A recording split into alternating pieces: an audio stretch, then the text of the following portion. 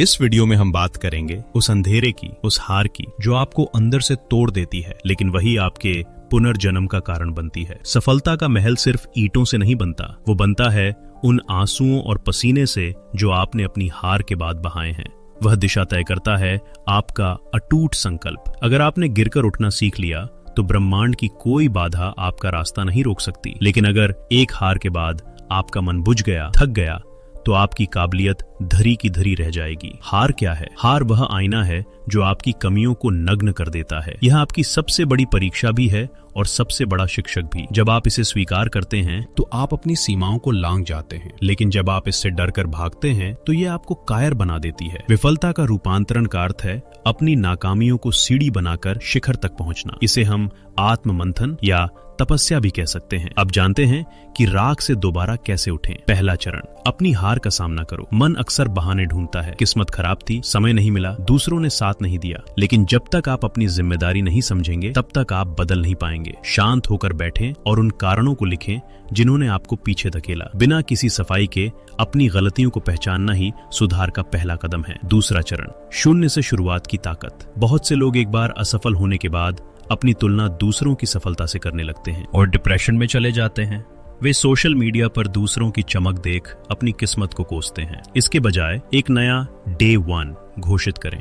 उठने के बाद खुद से कहें, कल जो था वो खत्म हुआ, आज मैं एक नया इंसान हूँ। सकारात्मक संवाद करें, जैसे मैं अपनी गलतियों से बड़ा हूँ, मेरा संघर्ष मेरी पहचान है। ये स्थिरता आपके आत्मविश्वास को फिर से जीवित करेगी। थर्ड स्टेप, आत्म मंथन का मंत्र। जैसे एक लोहे को तपाकर तलवार बनाई जाती है, वैसे ही आपको खुद को तपाना होगा। हर सुबह दर्पण में देखकर खुद से कहें, मैं रुकूंगा नहीं, मैं थकूंगा नहीं, मेरी हार मेरी अंत नहीं, मेरी शुरुआत है। मैं इस बार और अधिक समझदारी से वार करूंगा। ये शब्द आपकी रूह में आग फूंक देंगे। चौथा चरण, छोटे सुधार बड़ी जीत। एक साथ पूरी दुनिया जीतने की मत सोचो।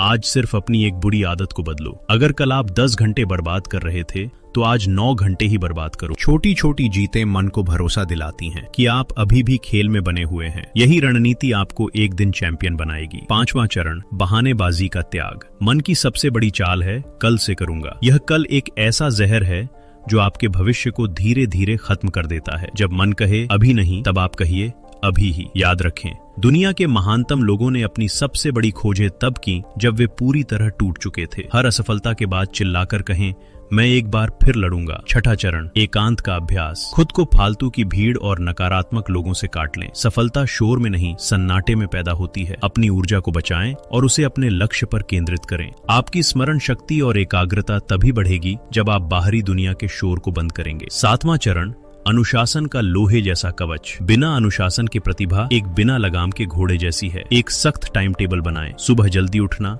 अपने शरीर और दिमाग को चुनौती देना और रात को सोने से पहले अपनी प्रगति का हिसाब लेना। ये अनुशासन आपके मन को गुलाम बना देगा और आपको सफलता का मालिक। आठवां चरण, परिणाम की चिंता का अंत। परीक्षा या परिणाम का डर आपकी वर्तमान कार्यक्षमता को आधा कर देता है। डर एक काल्पनिक भविष्य है। इस डर को मारने के लिए कर्म में डूब जाइए। जब आप पूरी तरह मेहनत में व्यस्त होते हैं तो डर के पास आपके दिमाग में घुसने की जगह नहीं बचती। अब समय आ गया है होश में आने का। अगर आपको लगता है कि किस्मत खुद आपके पास चलकर आएगी तो आप मूर्खों के स्वर्ग में रह रहे हैं।